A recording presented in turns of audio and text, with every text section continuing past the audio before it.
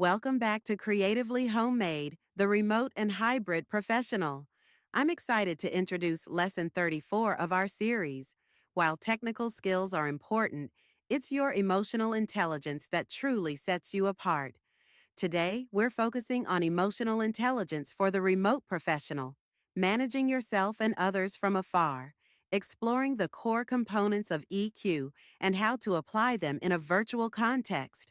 Our goal is to empower you to understand yourself and connect with others. Let's dive in. Before we dive in, let's define emotional intelligence. It's the ability to recognize, understand, and manage your own emotions, and the ability to influence the emotions of others. It's made up of four key components: self awareness, which is understanding your own feelings, self regulation, which is managing your reactions, empathy, which is understanding the feelings of others, and social skills, which is building strong relationships. These skills are often more important than IQ in a remote setting, as they are the foundation for all effective communication. The first and most important step is to cultivate self awareness. It's harder to check in with yourself when you don't have the commute to decompress or the office to gauge the mood. Before every call, take a moment to do a self check. Acknowledge your own emotional state. Are you tired? Frustrated from a previous call? Identify your triggers. What usually causes you stress or frustration? Practice mindfulness through breathing exercises or a quick mental reset before you engage. By being aware of your own emotions, you can manage them before they impact the customer and ensure a more positive interaction. Once you're aware of your emotions, the next step is to manage them. Our second strategy is to practice self regulation in a virtual space. A difficult customer or a frustrating situation can be a trigger. The key is to pause before you react. Use the mute button as a tool to take a deep breath before responding. Reframe negative thoughts by consciously looking for a positive or neutral perspective. If a customer is difficult, reframe it as a challenging puzzle to solve, not a personal attack. And when you can, take a quick break between interactions to clear your head. Self regulation is your superpower in a remote world. We've talked about empathy before, but it's such a critical skill that it's worth revisiting. Our third strategy is to leverage empathy even without visual cues. Listen for tone, inflection, and the pace of their voice. These are the nonverbal cues you have.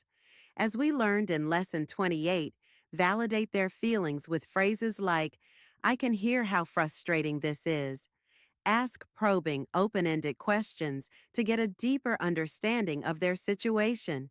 A powerful technique is to mirror their language and pace subtly, which builds unconscious rapport. By focusing on these verbal cues, you can still connect on a deeper level and show you truly care. Social skills are about building relationships, and this is just as important remotely. Our fourth strategy is to apply social skills virtually. Be present and focused in every interaction. Whether it's a customer call or a team meeting, give the person your full attention. Build rapport with appropriate small talk, whether it's a quick chat message or a comment about the weather. Be a virtual team player. Offer help to colleagues and share information freely. And finally, give praise and acknowledge others' contributions. It's easy to feel out of sight, out of mind in a remote environment. So, intentionally building these social connections is crucial for a strong team culture. Emotional intelligence also includes an internal component: motivation. Our fifth strategy is to maintain motivation and resilience. It's easy to feel disconnected and lose sight of the bigger picture in remote work. Remind yourself of your why in your work. What about your job gives you purpose? Set and celebrate small wins throughout the day. It could be helping a particularly difficult customer or finishing a long standing task. Be resilient to challenges and setbacks. Not every day will be perfect, and always strive to stay positive. Your positive energy is contagious, and it can make a huge difference in both your own well being and the experience of those you interact with.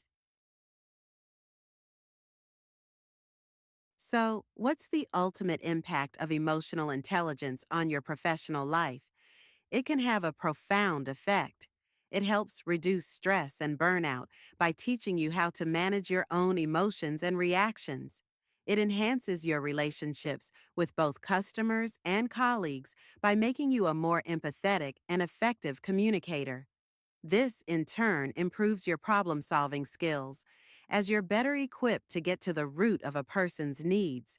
Ultimately, it fosters a more positive and productive work environment for everyone. Emotional intelligence is truly the bedrock of professional success in any environment, especially in a remote one. To further enhance your emotional intelligence, I've compiled some excellent resources for you. On this slide, you'll find highly recommended books that delve into the fundamentals of EQ, the application of it in leadership, and how to have crucial conversations. Additionally, there are valuable online tools and practices, from using mindfulness apps to keep a mood journal. For all the full details and where to find these, please make sure to check the comprehensive description below this video. Let's bring it all together. Emotional intelligence isn't just one skill, it's the foundation for all your other professional skills. It's what allows you to successfully execute Lesson 11, handling difficult people, by helping you with self regulation. It gives meaning to Lesson 16, the power of positive language. It's the core of Lesson 28, empathy in a virtual world, and it allows you to bring your best self to every step of Lesson 31, the professional call flow. By mastering Lesson 34 on emotional intelligence, you're not just learning a new skill, you're strengthening the foundation of your entire remote professional presence. So, what are your next steps? I encourage you to immediately put this into practice. Start with a self check before every interaction. Then, focus on listening for cues and validating feelings in your conversations.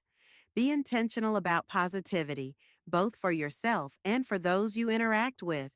As always, be sure to check out the recommended resources we've included in the video description. By making a conscious effort to lead with EQ and succeed with heart, you will not only excel in your role, but also build a more fulfilling professional life. Thank you for tuning in, and I look forward to seeing you in our next lesson.